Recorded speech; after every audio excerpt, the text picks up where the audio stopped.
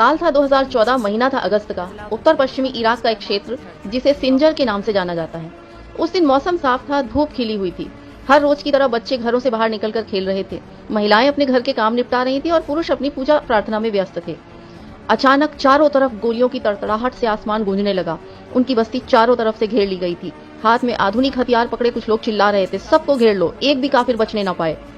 यह सिंजर की 17 अगस्त थी। बस्ती थी इराक के एक प्राचीन समुदाय यजीदी की। वो यजीदी जो मानते हैं कि आत्मा एक शरीर से दूसरे शरीर में दाखिल होती है और अंत में मोक्ष धारण करती है। यानी इनके यहाँ हिंदुओं की तरह पुनर्जन्म वाला सेम कंसेप्ट है। यजीदी के लिए धर्म निकाला सबसे बुरा माना जाता है, क्योंकि ऐसा होने पर उनकी आत्मा को मोक्ष नहीं मिलता। इसलिए उनमें धर्म बदलने का सवाल ही नहीं उठता। यही वजह है कि सदियों से उन पर जुल्म हो रहा है, लेकिन उन्होंने आज तक अपना धर्म नहीं छोड़ा। उस दिन भी अचानक बस्ती पर बगदादी के मजहबी लुटेरों ने हमला बोला था। वो बगदादी जो दुनिया पर इस्लाम की हुकूमत देखना चाहता था। आईएसआईएस के आतंकियों ने यजीदी बस्ती घेर ली थी। फिर एक एक कर यजीदी लोगों को घर से बाहर निकाला जाने लगा। इसके बाद उनके लीडर का फरमान आया कि इस्लाम स्वीकार करो।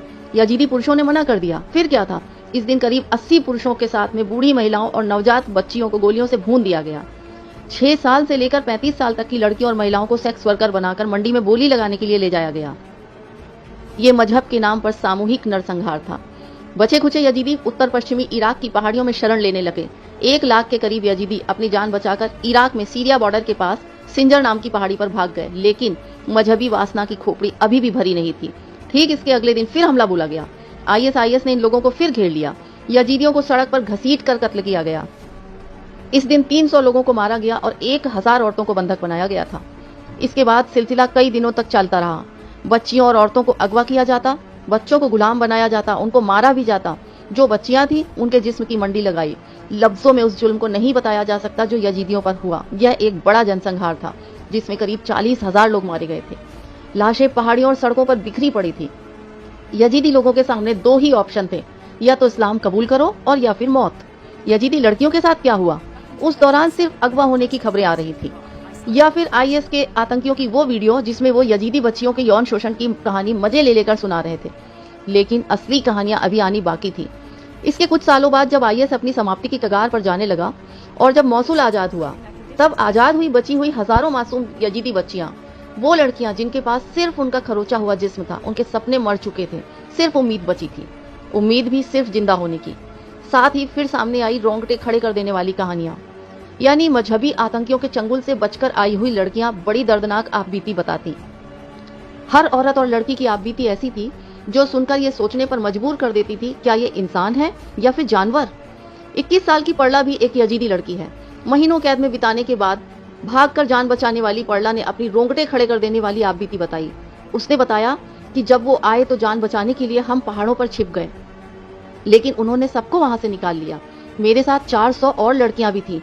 आतंकी औरतों के साथ जबरदस्ती कर रहे थे। वो औरतों और लड़कियों को जबरदस्ती ले जा रहे थे।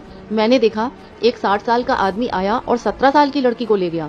इसके बाद आतंकी दिन में 3-3 बार आते थे और चुन चुनकर छोटी बच्चियों से लेकर जबरन लड़कियों को उठाकर ले जाते थे। फिर हम सब लड़कियों को एक खेत में रखा गया, जहाँ 8 दिनों तक हमें खाने के लिए कुछ नहीं मिला। हर बार वो लोग 4-5 लड़कियों को वहां से उठाकर किसी न किसी को बेच देते थे। हमें बुरी तरह से पीटा जाता था और हमको इस्लाम कबूल करने के लिए वे मजबूर करते थे। हमें खाने के लिए पर्याप्त भोजन भी नहीं दिया जाता था। इसके बाद मुझे फिर बेच दिया गया, लेकिन इस बार तजाकिस्तान के एक आदमी ने मुझे खरीदा और 2 महीने बाद ही उसकी मौत हो गई और मेरा मालिक फिर बदल गया। इस बार मुझे बेचा नहीं गया, बल्कि तोहफे के रूप में दूसरे को दिया गया। वहाँ मेरा मालिक हर बार रेप करने के दौरान मेरे हाथ पैर बांध देता था और मेरी पिटाई करता था। 15 से भी कम उम्र की एक बच्ची जो बचकर आई थी, उसने बताया था, मैंने एक शख्स को देखा जो कुरान पढ़ रहा था। मैंने उसको कुरान का वास्ता देकर मुझे छोड़ने की गुहार लगाई। मैंने उससे कहा, मैं छोटी बच्ची हूँ, मैं जिंदगी भर तुम्हारी सेवा करूंगी, लेकिन मेरे साथ रेप मत करना, मुझे छूना भी मत। लेकिन उन लोगों ने मेरी एक न सुनी। इन यजीदी लड़कियों की आपबीती सुनकर कलेजा फटता है, रोंगटे खड़े हो जाते हैं कि कैसे जानवर लोग थे ये। ऐसी ही एक लड़की थी अशवाक हामिद। इराक में हजारों लड़कियों का अपहरण होने वाली हामिद भी उनमें से ही एक थी। हामिद को आतंकवादी अबू हमाम के हवाले किया गया था। उसका हिंसक रूप से बलात्कार किया गया, अनेकों यातनाएं दी गई और एक यौन गुलाम के रूप में बेच दिया गया। अबू हमाम अब हामिद के साथ हर दिन कई बार रेप करता था। वह हामिद को हथकड़ी में रखता था और बलात्कार करते हुए उसे टॉर्चर करता था। सबसे घृणित तथ्य यह है कि जब अबू हमाम ने हामिद के साथ कई बार बलात्कार किया तब हामिद सिर्फ 14 साल की थी। हामिद को लगता था कि उसे बख्शा जाएगा क्योंकि वह सिर्फ एक बच्ची थी, लेकिन अबू हमाम ने उसे नहीं छोड़ा।